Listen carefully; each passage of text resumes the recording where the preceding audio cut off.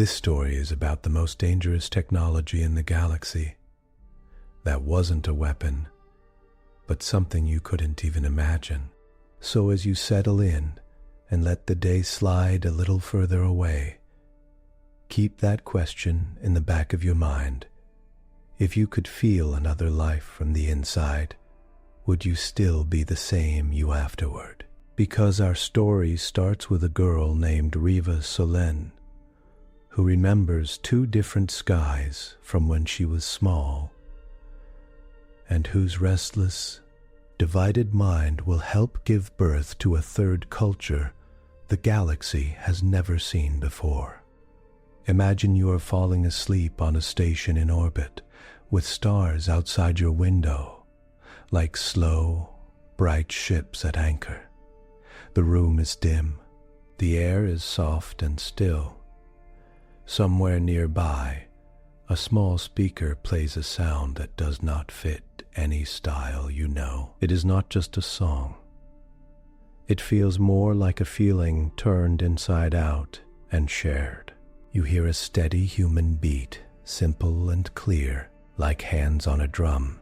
Around it moves something strange and calm, a flow of pure thought, sung without words. The two sounds hold each other, not fighting, not blending into noise. They stay themselves, yet they fit. As you listen, memories rise that are not fully yours. You feel a child's mixed fear and joy on a space dock. You feel quiet pride during a test on an alien world. You sense the heavy air of a mining station and the clean cold of Vancouver rain. The feelings do not break you. They simply pass through, gentle and bright, like light through water. This is your first taste of convergence music. This is how a new culture begins. Not with war, not with a law, but with a sound that lets different lives sit side by side inside the same mind, without pain. Tonight, I will tell you how that sound was born and how it changed the kind of people the galaxy could hold. Let your body rest. Let your thoughts move slowly. We will start with the children of the in-between. Riva Solenne's first memory was of two kinds of sky. The first sky was over Vancouver. It was wide and low, full of slow clouds and a thin winter sun. She remembered wet shoes, breath in the cold air, and her human mother's hand holding tight to hers. The second sky was not really a sky at all. It was the view from low orbit from a small family shuttle, black, full of stars, with Earth curving below like a blue lantern. Her alien father's side of the family called that sky home. Riva grew up moving between them, never long enough in either place to feel simple. On Earth, other kids looked at the gentle glow in her eyes and the faint pattern along her neck and tried not to stare. Teachers spoke too slowly to her, as if the alien half of her mind might not understand simple words. Adults talked about her while she sat right there, using terms from science reports and law debates, thinking she did not notice. In orbit, among her father's people, the air smelled different. The light had a green tint. Sound carried in strange ways, as if the walls loved to hold it. Her bones felt lighter. Her father's family greeted her with care, with polite respect, but not full ease. They too watched her face for signs, as if she might make a mistake and prove that humans and their kind were not meant to share a child. Riva learned to move gently between these worlds. She learned two very different sets of rules. From her human side, she learned to stand in lines, to make small jokes about the weather, to answer direct questions with direct answers, even when she felt shy. From her alien side, she learned the deep stillness of group thought, how to rest her mind into a shared mood without words, how tiny changes in posture could carry things that humans needed full speeches for. At school on Earth, she sat through lessons about interspecies contact history and felt herself tighten inside. Teachers spoke about trade deals, risks, and cultural stress. Students raised hands and asked very carefully how mixed offspring did in school.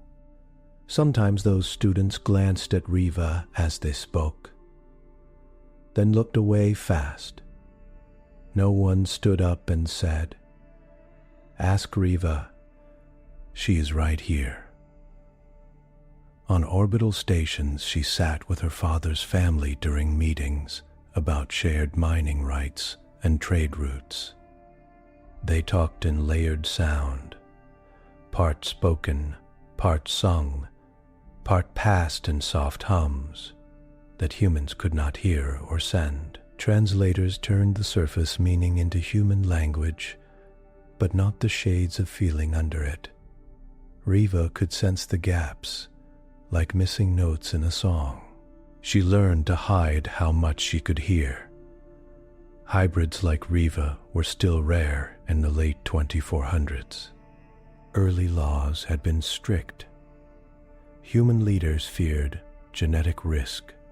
Alien councils feared cultural dilution. Over time, some rules eased. A few couples on joint stations insisted on families and did not stop. Medical science caught up fast. Still, numbers stayed low, and every hybrid child came with a file, with scans and tests and long forms. Hybrids were studies before they were people.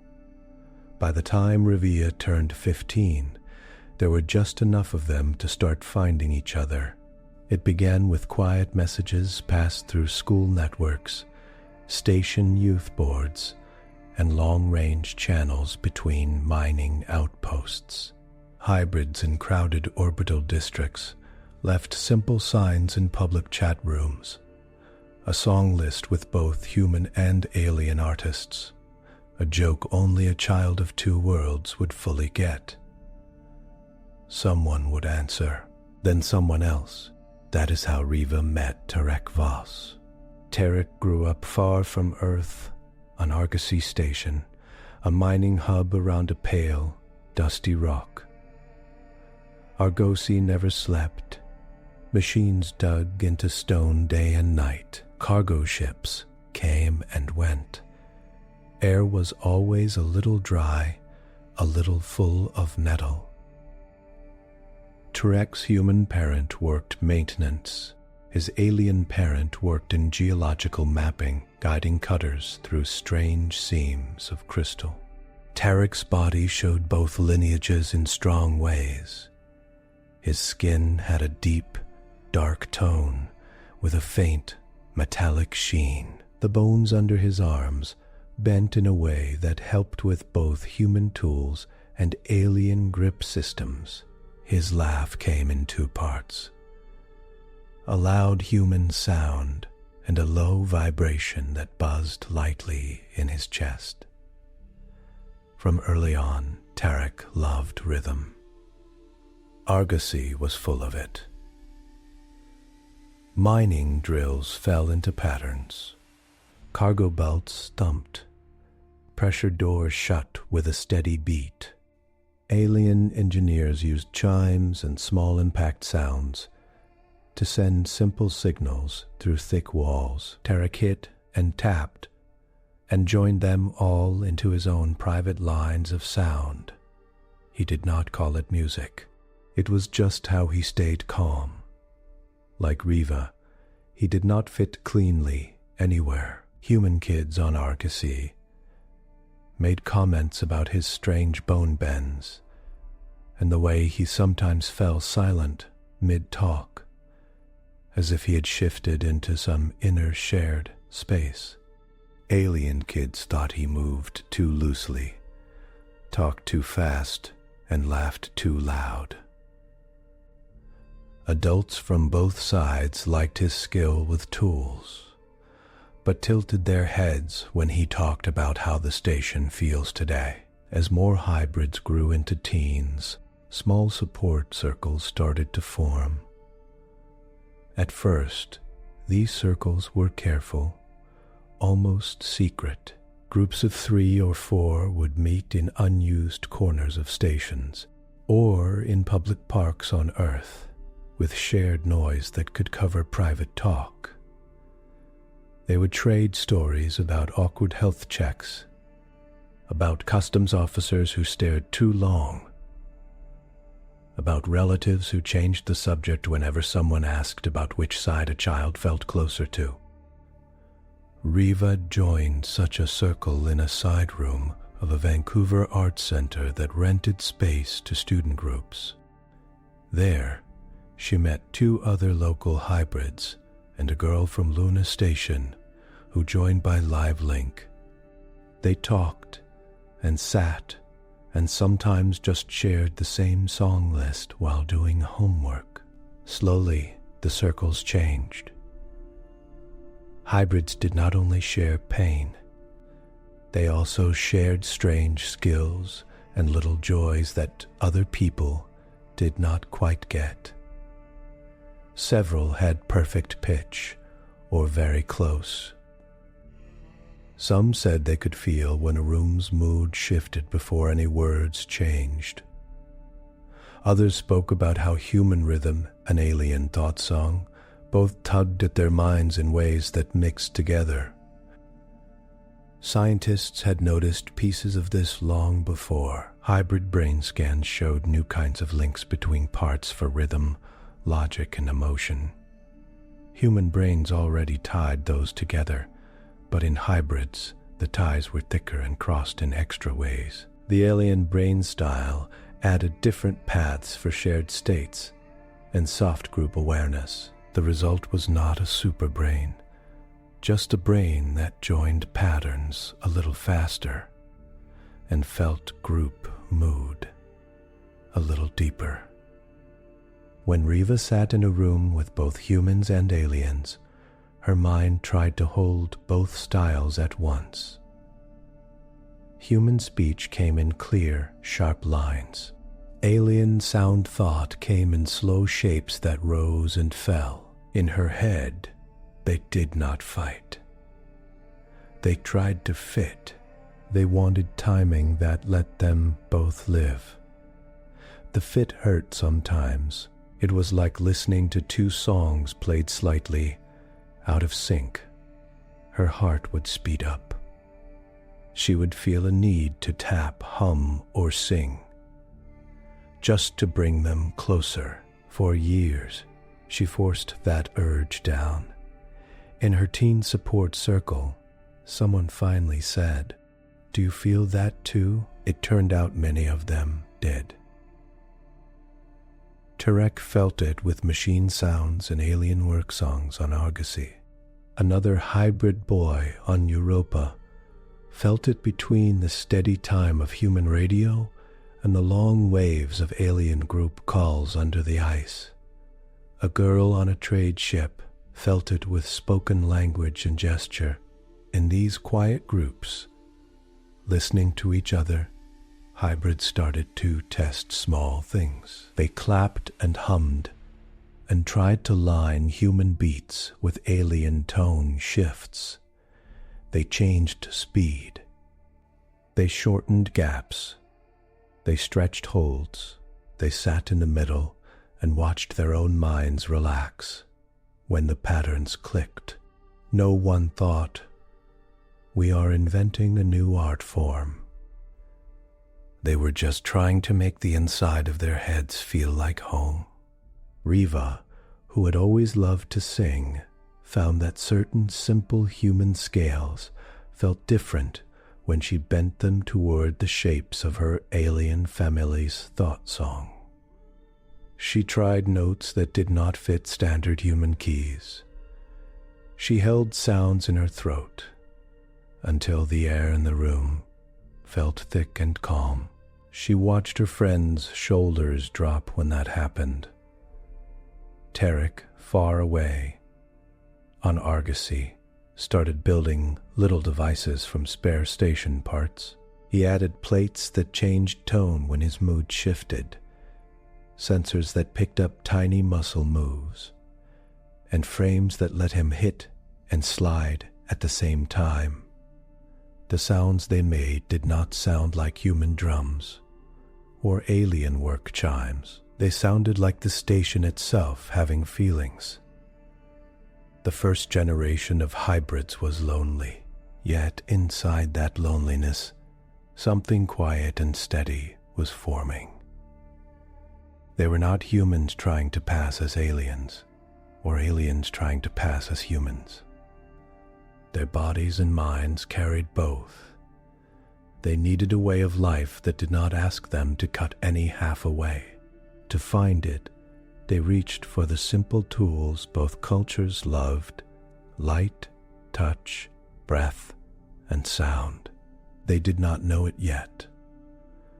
But their need for a place in between was about to become something larger than their small circles, larger than their stations, larger even than their own lives. It would start in empty corners of hangars and side rooms of stations, with a few teenagers who were tired of being studied and ready to hear what their mixed minds could really do. The first time Riva sang in an abandoned hangar, her voice shook from more than the cool air. She was 19, visiting a mid-orbital station above Earth for a joint youth program. The official schedule was full of safe items: shared classes, cultural fairs, group meals. Every part had a careful plan, timed and checked by both human and alien staff, but plans could not fill every space. Late on the third night, a hybrid boy from Mars slipped Riva a small map of service tunnels. "There's a place where the noise feels right," he said. "Some of us go there to tune." "Tune what?" she asked. "Everything," he said, and gave a short, nervous laugh. They met in a side corridor, then moved as a group, quiet and alert, turning past storage bays and maintenance doors. The station around them hummed with life support and power flow. Far below, Earth spun in silence. The hangar they reached was half lit and mostly empty. It held suit racks, idle loader frames, and stacks of cargo nets. The air carried dust and the sharp scent of old machine oil. Above, thick beams crossed in patterns that broke and bounced sound in strange ways. Riva counted 9 other hybrids there, some she knew by name, some only by the soft feeling of mixed minds. 2 were from Luna, 1 from Argosy Station, and 3 from alien worlds she had only read about. Tarek Voss stood near the center, hands on a low, wide device made of plates and rings your Tarek River. Said more as a fact than a question.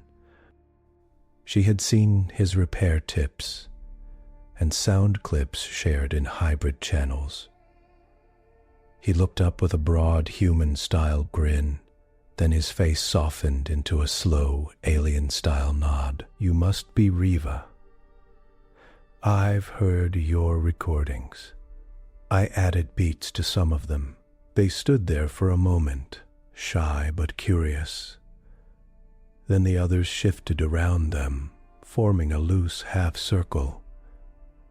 There was no leader, no big speech. They did not need one. Their shared chats over the years had already done the work. They all carried the same simple wish: to stop feeling twisted inside whenever human and alien patterns crossed. Tarek tapped the device in front of him. "I've been working on these resonance drums," he said. "They read small changes in how hard I hit, in my muscle tension, even in my heart rate. They change tone and depth to match. So if I calm down, they calm down. If I push, they push, like a mood mirror," someone said. "More like a mood, partner," Tarek replied. "You give a little, it gives a little. You meet in the middle." Riva could feel the room lean toward the device. Hybrids were so used to changing themselves for others. The idea of something that changed with them, instead of against them, felt strange and kind. Tarek picked up 2 soft mallets and began to play. At first it sounded simple, a slow, steady beat. 4 taps, then a pause. The sound was low and deep, like a soft hand on the chest. As he settled, the drum's tone shifted, picking up a faint higher ring that matched a tiny tremor in his hands. He closed his eyes, took a breath, and the beat smoothed. Riva felt the tug inside her head start up, the familiar pull between human rhythm and alien flow. The drum was setting a clear time. Her alien half wanted to spread out, to hold a long shared state. Her human half wanted to move with the beat. "Sing," someone said quietly. "Please." It did not matter who had spoken. The word hung there like a gentle hand offered in the dark. Riva stepped forward. Her throat was dry. She let the first note rise in a human scale she knew well since childhood. It fit with the beat, but only just. Her alien side pressed against it, wanting different steps, different holes. She tried something she had only done alone. Instead of forcing her song to match the drum, she let her alien half bend it. The note slid not just up or down, but along a curve that human music did not name. She broke the simple scale, adding slight shakes and long glides that matched the calm group feel she sensed around her. The hangar changed. The air did not move, but something in the room's feel did. Shoulders dropped, breaths slowed. The station's background hum seemed to fall into line with Tarek's beat. Other hybrids joined in without talk. An Argosy kid began to tap on a nearby loader frame, adding small metal clicks between Tarek's low hits. A girl from an alien garden world added soft tone bursts in her people's thought song style, half audible, half just felt in the bones. Their sounds did not smash together. They circled and touched, then moved apart. Riva's brain, built from both sets of lines, tried to hold them all. For the first time, it did not hurt. The human beat gave clear steps. The alien tones gave smooth paths. Together, they made a space where her mind could stretch without tearing. After a while, she noticed something else. Her thoughts were not only her own. Images and feelings brushed through her that tasted like other lives.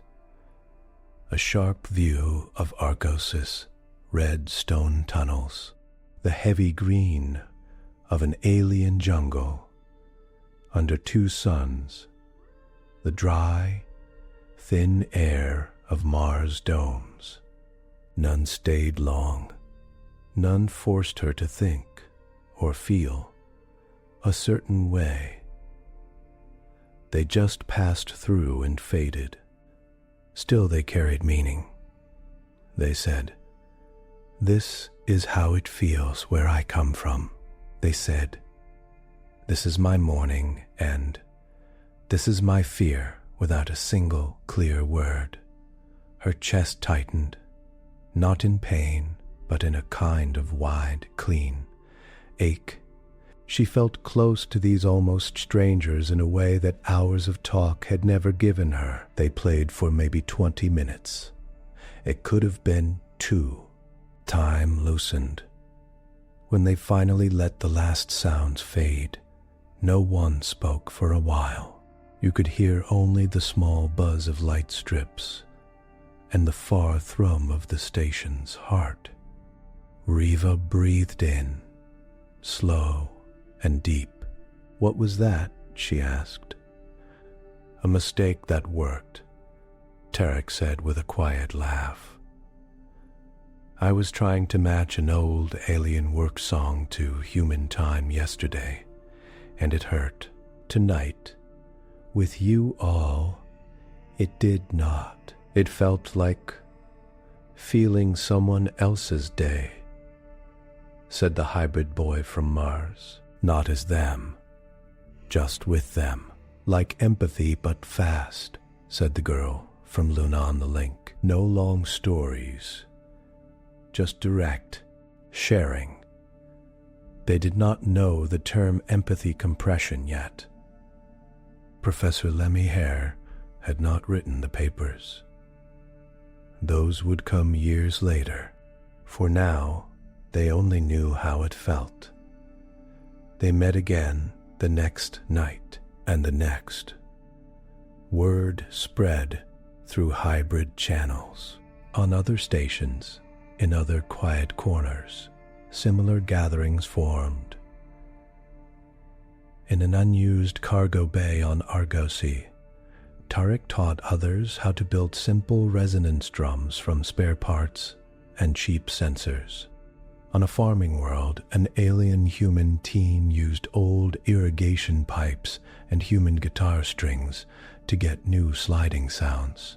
On a lunar lab, 3 hybrids sat inside a maintenance ring and used only voice, breath, and hand claps to reach the same shared state.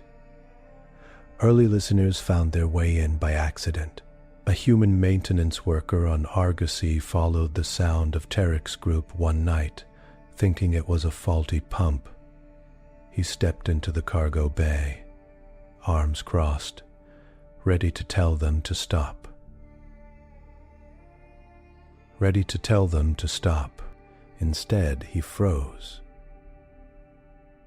The patterns they made were not loud. The beat was slow and sure. The alien tones moved around it in soft lines. He had heard both kinds of sounds before, but never at the same time like this. His first thought was that it sounded wrong. Then something in it clicked with the rhythm of his own, long shifts, and his quiet pride in keeping the station breathing.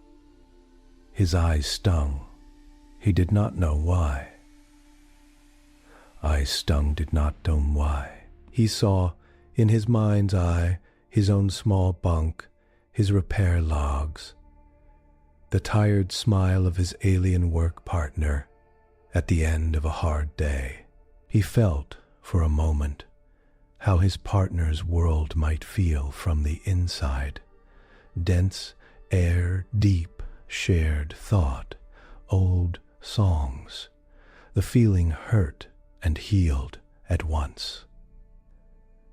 Afterward, he told a friend, "It made me feel like my head had more room." On a different station, an alien trade clerk passed a hangar where hybrids were playing. The sound cut across her sense field in strange lines. At first she braced, ready for unwanted brain effects. Her people had old laws about sound patterns that could override thought. This did not feel like that. Instead, she felt her own past blend gently with the human part of the pattern. Memories of her long learning years in group schools met images of human cities she had only seen in pictures. For a few breaths, she did not feel threat from human life, only weight and color. She left with wet eyes and a small, steady smile. None of these early guests had language for what they felt. They used words like strange, strong, clear, too much, and good. Some came back, some did not, but all of them carried a new shape of feeling home with them. Recordings started as a simple wish to remember. Riva set her small device to capture sound during one of the hangar sessions. She meant to keep it to herself. Late at night, back in her bunk, she played it with headphones and felt again that wide, clean ache. It calmed her after long days of being polite and measured for both sides. She sent one clip to a close hybrid friend on Earth. "This is what it feels like there," she wrote. "Listen when you can't sleep." Her friend shared it with another. Then someone posted a short piece, without names, into a hybrid-only channel, tagged as Mind Slow Music. It spread.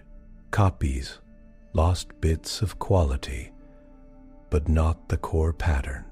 Soon, late at night on scattered worlds and stations, there were humans, aliens, and hybrids lying in bunks or on soft floors, listening to these strange sounds with eyes closed. Some listeners cried and could not say why. Some saw sharp images from memories they had not thought about in years. Some simply felt, for a little while, less alone and less afraid. On a quiet university station in the outer system, Professor Leme Har noticed the pattern by accident. Heron taught cross-species cognition and spent long hours in shared study rooms with students from many worlds. Over a few months, Hare saw more and more of them wearing the same listening devices during breaks, faces relaxed, breathing deep. "What are you all listening to?" Hare asked one day. "It's just music," a student said. "Shy, hybrid stuff. It helps before exams." Hare, who had spent decades studying how different brains handled shared states, did not believe in just music. After class, Hare asked a trusted student for a copy. That night, in a small office full of old data chips and plant lights, Hare put on headphones and pressed play. The sound came in like slow, sure waves, human beat, alien tone flow, quiet breathing from the room where it had been recorded.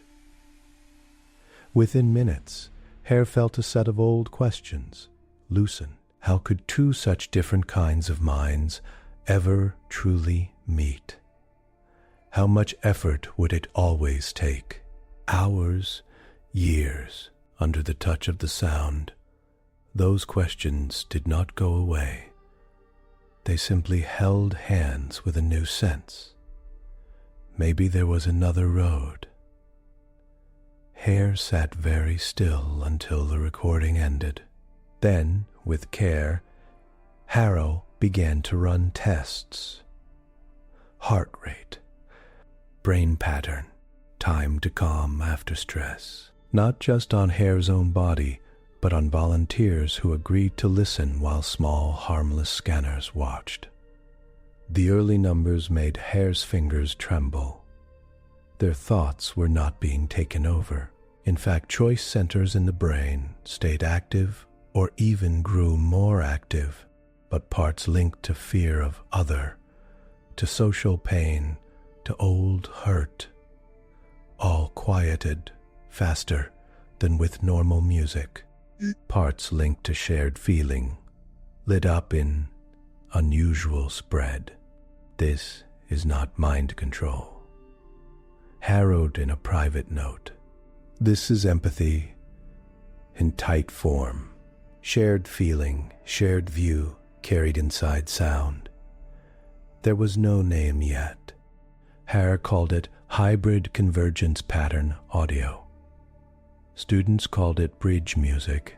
Hybrids in hangars and cargo bays called it nothing at all. Across stations and worlds, in hidden corners and shared files, the same quiet thing was happening. A new art form was taking shape, not from a plan, but from a need. Humans had brought rhythm, hooks, and the love of strong, clear beats. Aliens had brought thought song, long shared tones, and the skill of holding group states with sound. Hybrids brought bodies and minds that could not fully rest in either alone. Convergence music was their answer, even before the galaxy had that name for it. In the soft hours between work shifts and school days, under beams and behind closed doors, this music began to teach whole societies a new way to feel each other. Soon, the wider powers would notice, and they would not be calm. When the first formal complaint came in, it looked small. A mid-level security officer on a joint station filed a report about unusual hybrid gatherings and possible cognitive interference media. He had walked past an unused bay, heard convergence music, and felt his chest tighten and eyes sting. The feeling scared him. He had trained for known threats, not for music that made him cry. He did not know how to explain it, so he used the words his manuals offered. Soon after, an alien trade captain sent a message to her council. She reported unauthorized neural harmonics played in a cargo zone where her crew docked. Some of her team went to listen, just out of interest, and came back quiet and thoughtful, with strange looks in their eyes. They said they felt near to the humans in a way that did not match any training. She did not use the word danger, but the hint was there. Alone, these reports might have faded, but similar notes began to appear from mining stations, orbital schools, and trade hubs. Different languages, different terms, but the same fear. Something in this hybrid music was touching minds in fast, deep ways. By then, convergence music had spread far beyond old hangars and secret groups. Recordings moved through networks, shared first in hybrid circles, then by curious friends, then by strangers. Clips of Riva's voice over Tarek's resonance drums gained quiet fans across planets. Some human radio hosts played short pieces late at night, calling them deep focus tracks. A few alien group cast channels used them as calm background under soft talk. Most people had no idea who made the sounds. They only knew that listening sometimes made hard talks with family a little easier, or long shifts a little less cold. Then someone in a human ministry ran a scan on a popular clip. The scan showed unusual brain patterns in test listeners. Fear centers dropped, parts tied to self-other border, thinned for a short time. In simple words, people felt closer to those they saw as not us, without losing full sense of self. To scientists, to some leaders, it looked like a gift. To some leaders, it looked like loss of control. At almost the same time, an alien council's health group tested convergence music on a small group of volunteers. The data showed a fast rise in shared mood states, even between people who did not know each other. The volunteers said they felt softly joined, as if part of a group mind, but able to keep their own thoughts. An old fear stirred in that council. Long ago, their people had struggled with powerful group sound rituals that could drown lone minds. They had strict rules. Now, anything that touched shared states without full council approval raised red flags. Humans and aliens would not agree on many things. On this, at first, they did. They felt afraid. The human side moved fast. Under emergency law, a joint task group labeled convergence music, and anything like it, as cognitive interference media. That term was supposed to mean any pattern, sound, or signal that might push a brain into a state without clear consent. New orders went out across human stations and ships. Security teams were told to break up hybrid gatherings playing this music, seize equipment, and flag all files that matched known patterns. Public channels warned about possible hidden effects and urged calm while tests continued. The alien side used their own word, unauthorized neural harmonics. Their councils did not ban the sound outright at first, but they did forbid use of such patterns in public spaces and ships without review. Information units released old stories of group sound dangers and called for caution in the face of unknown hybrid tools. None of this stopped the music, it only drove it underground. For Riva, the change came in the middle of a rehearsal. She was on a mid-orbit station again, in the same hangar where she had first sung with Tarek and the others. Years had passed. The group was larger and more sure. Now, they had small, hidden transmitters linked to friends on other stations. When they played, some of the sound went live across distance. Riva had just hit a long shared note when the hangar door slid open with a rough hiss. Half a dozen human security officers rushed in, boots hard on metal, hands on stun sticks and scanners. Behind them came two alien legal observers. Faces tight. "Shut it down," the lead officer barked. Tarek's hands froze over his resonance drums. The deep beat stuttered to a halt. Riva's note broke and fell. Someone cut the small transmitters. Silence slammed down, sharp and heavy. "What is this?"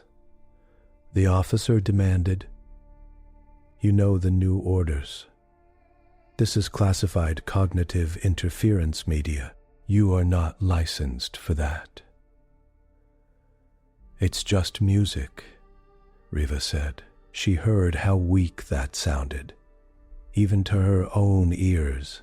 "Music does not show these brain patterns," an alien observer replied, holding up a small scanner. "You are reaching shared states without council grant. That is neural harm risk by law." The officers moved through the group, taking devices, power cores, and Tarek's latest drums. A young hybrid girl tried to cling to a simple hand-built instrument, and an officer pulled it away with a sharp look. No one was hurt, but the air felt bruised. They did not arrest Riva that night. They sent formal warnings, took names, and left them standing in the empty hangar, hands still shaking. On Argosy Station, the raids were harder. The mining council there had always been nervous about hybrid youth. When the ban came down, they used it to shut every known convergent circle. Officers stormed cargo bays, cut power to small practice spaces, and put new locks on heavy doors. Two hybrids, who tried to keep playing in a corner of a machine shop, spent a night in a holding cell for safety checks. Tarek watched his sound world shrink. "I built those," he said to a station clerk after a raid. "They don't hurt anyone." The clerk would not meet his eyes. "Orders are orders, Tarek. Some of us like your art. But this is above me." Between raids, the music still lived. Hybrids learned to hide it in small ways. They added simple convergence patterns to normal human songs, soft enough to stay under scanners. They used alien thought tones at very low levels, under ship noise. They hummed short, shared state lines into the side of a metal bench, where sensors did not reach. Still, fear and anger grew. Some humans said hybrids were trying to build a mind net that would erase free choice. Some aliens said hybrids were pulling minds off the safe path of approved group states. Talk shows filled with guests arguing about hybrid influence and cultural risk. Almost no one asked how the music started or what it felt like from inside. Far from most of the heat, on that quiet university station in the outer system, Professor Lemai Hare kept working. Hare had seen the early band notes and felt sharp worry. The words cognitive interference cut close to old fears on both sides. But Hare's own data did not match the idea of control. At first, Hare had tested convergence music as a private interest. Now, with laws and raids rising, the work took on a new weight. If the science could show what the music really did, maybe it could calm some of the fear. Human, alien, and hybrid volunteers came to a low, soft room. They sat in comfortable chairs or rested on mats. They listened to convergence clips, to normal human music, to classic alien group tones, and to silence in different orders. Small sensors tracked heart rate, breathing, and tiny stress signs on the skin. Non-invasive brain scanners watched parts of the mind light and dim. After each track, Hare and team asked simple questions. How do you feel? Do you sense others more or less? Do you feel pushed, pulled, or free? Can you stop listening if you want? The results were slow to gather, but very clear. With normal human music, listeners showed joy, memory, and some shared feeling, but mostly in ways linked to known styles and personal taste. With classic alien group tones, alien listeners fell into calm group states. But humans often felt sleepy or slightly lost. Hybrids could follow both, but never fully at ease. With convergence music, something different happened. Across all groups, fear markers dropped faster. Heart rates settled more quickly, but choice centers in the brain did not dim. In fact, they often showed more spread, as if the mind had more paths open, not fewer.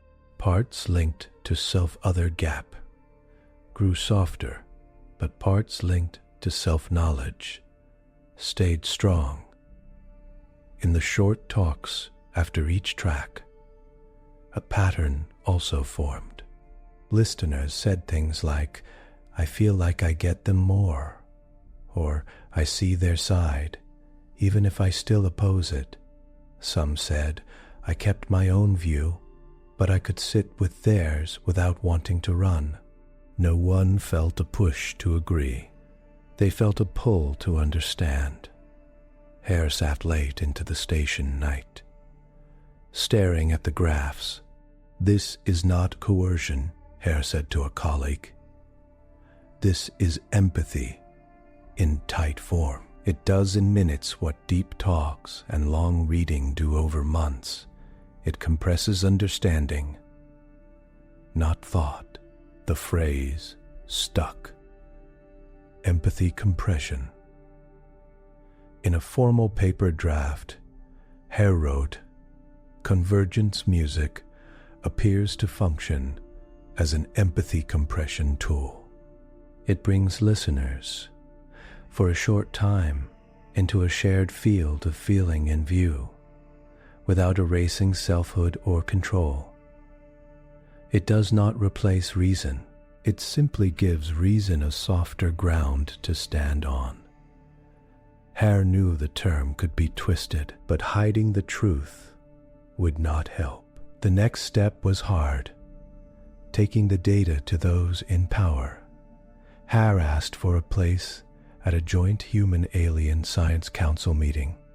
At first, the request sat in wait queues. Word of bans and raids filled public nets. Some council members did not want to give space to anything tied to hybrid interference media. Then someone on the council who trusted Hare's past work pushed the request through. The meeting took place on a neutral station, in a long room with clear walls that looked out on slow-turning stars. Human ministers sat on one side of the table. Alien counselors sat on the other. In the middle, at a smaller stand, Professor Lemaire placed data pads and a portable scanner. "Before I begin," Hare said, "I want to state this plainly. I am not a performer, and I am not here as an advocate for any group. I am here as a scientist who has seen something new and important. It is already out there. Our choice is not whether it exists, but whether we understand it well enough to make wise rules." A human minister leaned forward. "We are being told that this hybrid music can touch minds across lines in unknown ways. That sounds like a weapon to me." An alien counselor added, "Our fear is old. Group sound can drown lone thought. We cannot permit a new path to that." Hare nodded. "Your fears are not foolish, but our measurements do not show a weapon. They show a tool." Hare opened a display. Graphs rose and fell. Colored lines showed fear levels, self-sense, and shared feeling areas in brains. Now, Hare pointed out where convergence music matched other music, and where it did not.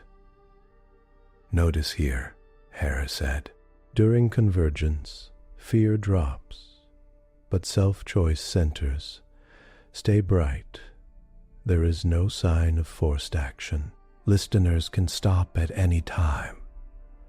When we ask them to press a button to end the track, they do so at normal speed or faster. If this were mind control, we would see delay or resistance." A human advisor frowned. "But what about the reports of people feeling joined or softly shared? Is that not dangerous?" "Any deep empathy can feel risky," Hare said. "Think of a strong talk with an enemy where, for a moment, you see their pain. You may choose to stay firm, but that moment shakes you. Convergence music packs many such moments into a short time. It is intense. It can hurt. But pain is not always harm. Some in the room shifted at that. Hare went on. We also tested convergence on high bias groups, people who openly distrusted the other side. Many of them reported, after one session, that they could imagine the other side's daily life for the first time. Their stated views changed only a little at first, but they began to speak with less hate.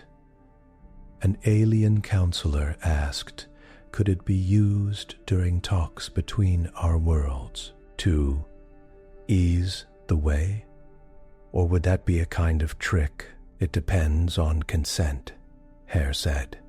If all parties agree, knowing the effects, then it becomes like shared training before talks, a way to lower defense, not remove it. If used without clear consent, I would agree with your fear. We must set rules around that. The word rules seemed to relax some faces. Hare ended with a simple line. Convergence music does not control minds. It gives them a faster road to shared feeling. You can try to ban the road, but people will still find paths through the fields. Or you can mark it, study it, and use it carefully, as you do with any strong tool. The meeting did not end with cheers. Most big rooms do not work that way. But the data stayed in the minds of those present. Some ministers left still afraid. They saw only risk. Crowds swayed by hybrid songs, old loyalties fading, power blocks softening. They'd pushed for harder bans. Others, including a human diplomat named Elias Ward, left with something else, a quiet, sharp interest. Elias had not planned to care about music. His work was treatise, not art. But Hare's graphs and the small, careful faces of the volunteers in the study clips stayed with him.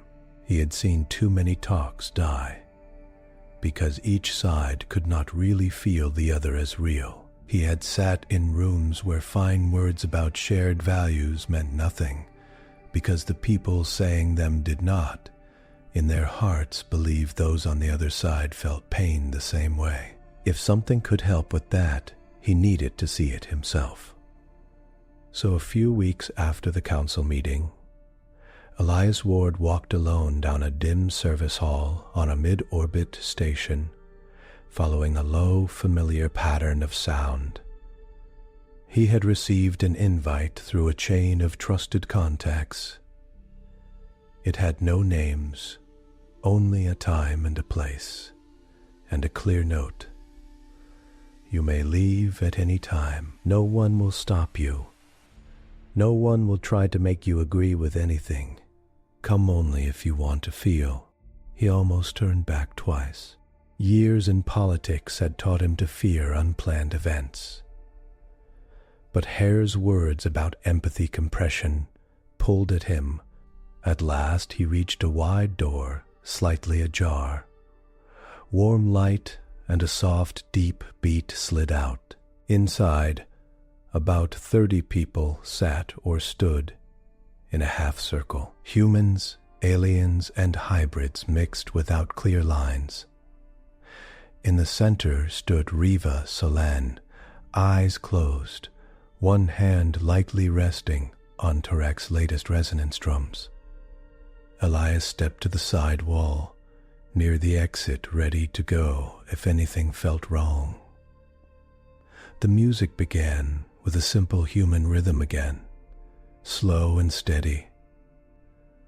Elias felt his foot want to move with it. Then alien tone shapes grew around the beat, stretching time, adding long holds that made his own breath slow. Reba's voice rose. not in words he knew, but in sounds that brushed against both language systems in his mind. At first, he tried to analyze.